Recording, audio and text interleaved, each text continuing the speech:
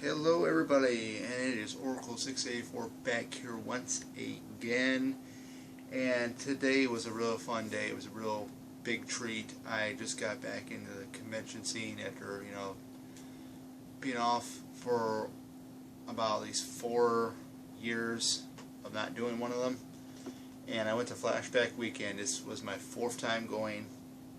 Had a blast. I got 2 things. I got an autograph from Serena Vincent, which I'm going to show you guys right here, and this is really cool. I really like this because this really shows, basically the past and present of her. When she first started out, she was on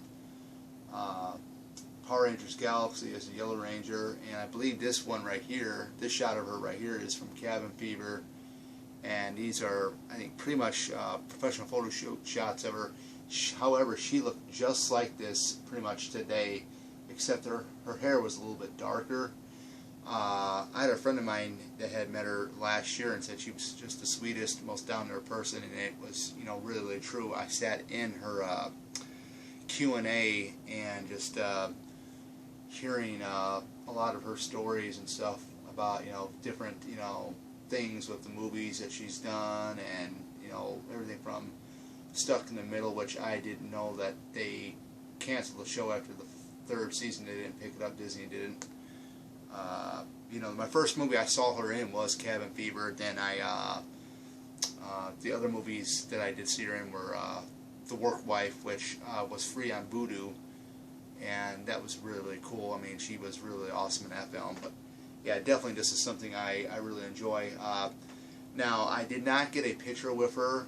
The autograph was actually $30, and for a selfie at her table, it was $20. And I'm thinking, and I had just got a figure that I had just bought in there. It was like $30, and I'm thinking, I don't think I want to blow an additional $20 on top of the $30 autograph. So maybe next time when Serena does come to another convention in the Chicago area, I'll definitely probably consider getting a photo with her, which would be awesome. But I mean, just seeing her sit there and sitting at her table, she reached out and shook my hand. I mean, I've never seen anybody there that I've seen do something like that. My favorite ones that I've actually met so far going to these horror conventions were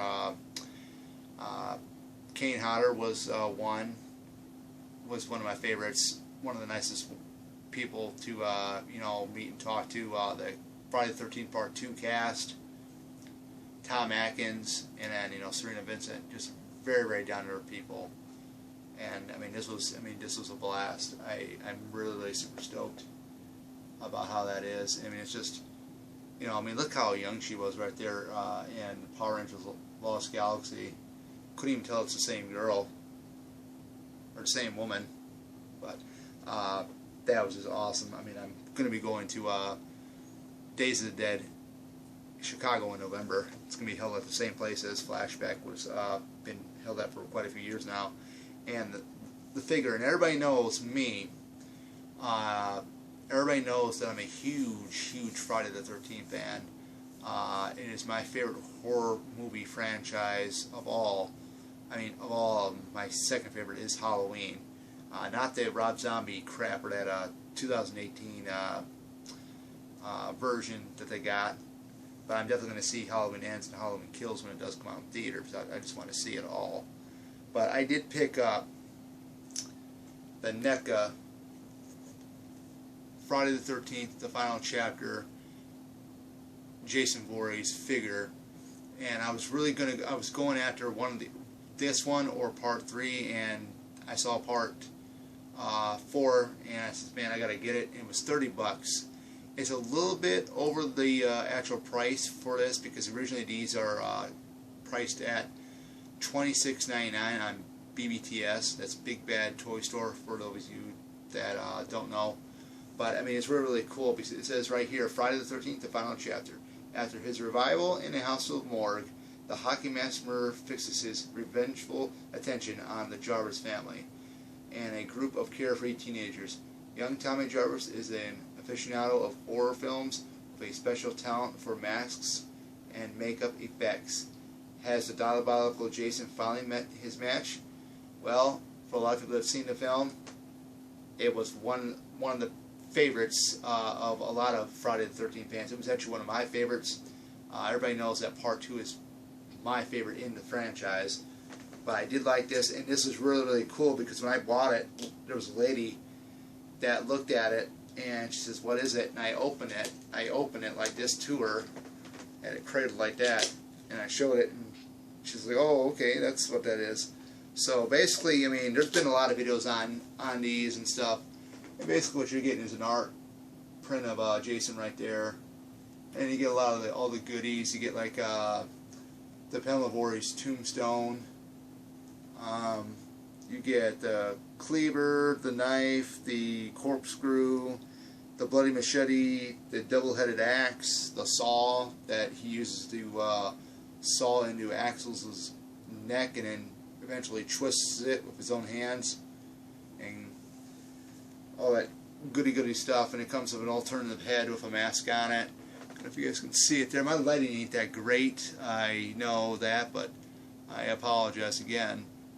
But yeah, this is a great pickup, and I do got the Freddy vs. Jason Ultimate figure. It was supposed to come today, but I'm thinking it's going to come Monday, so hopefully it does.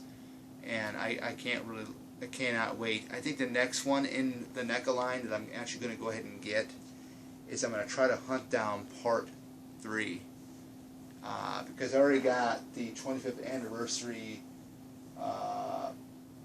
figure set, which came out, I believe, in 2006. It has Pamela Voorhees, Jason from Friday the 13th Part 2 with the sack, an unmasked interchangeable head, the altar with Mrs. Voorhees' head on it, and of course you got the skeletal remains of Alice. That I got for like maybe $28.99 on New Line Cinema's website. Right now that thing is worth a lot of money. It goes for around like 200 something to around maybe 300, right around that price range. But yeah, I mean, for those of you who know, there's my Friday the 13th Part 2 22 by 28 poster. That was at the very last convention that I attended before I got back into the convention scene just today. That was at Horror Hound Weekend. So, with that being said, I like the convention. I mean, it's a great convention. The lineup was, so-so with some of the guests. You had a huge Night of the Creeps reunion. Robert Englund was there with the Ladies of the Elm Street. I wouldn't say nothing really spectacular. Again, I know Alicia Witt had actually canceled out. She was supposed to be at this one. But, that's understandable. Things do happen. Things do come up. Filming schedules, or, if you get sick, or, whatnot, or, something happens. But hopefully eventually I'll be able to meet Alicia Witt one day and get my Urban Legends Scream Factory Blu-ray signed. But it was awesome meeting Serena Vincent. Just really loved getting to talk with her, and she really thanked me. So I told her I was in the Q&A, and she kind of went like this, and thank you so much, like that. And it was a blast. What can you say? Now, these conventions are fun. They're a lot of fun to go to. I sure in hell had a lot of fun, and looking forward to November when I go to Days of the Dead, and just gonna have a blast. And that's how it is. You got to have fun sometime, you got to escape reality and just, have fun. Sit back and just have fun and just go to these things. And, by the way, if you've never been to a convention, just to be warning you, you're going to be doing a lot of walk-ins. So make sure you have comfortable shoes. Bring a backpack, which I did, and I had a bottle of water on the side pouch of it. And I was good, and I had some chewing gum, sugar-free chewing gum, which I got right here. So there you are. Icebreakers Arctic Grape. Best flavor. To me it is. But other than that, guys, that is Oracle 684 sign out until next time.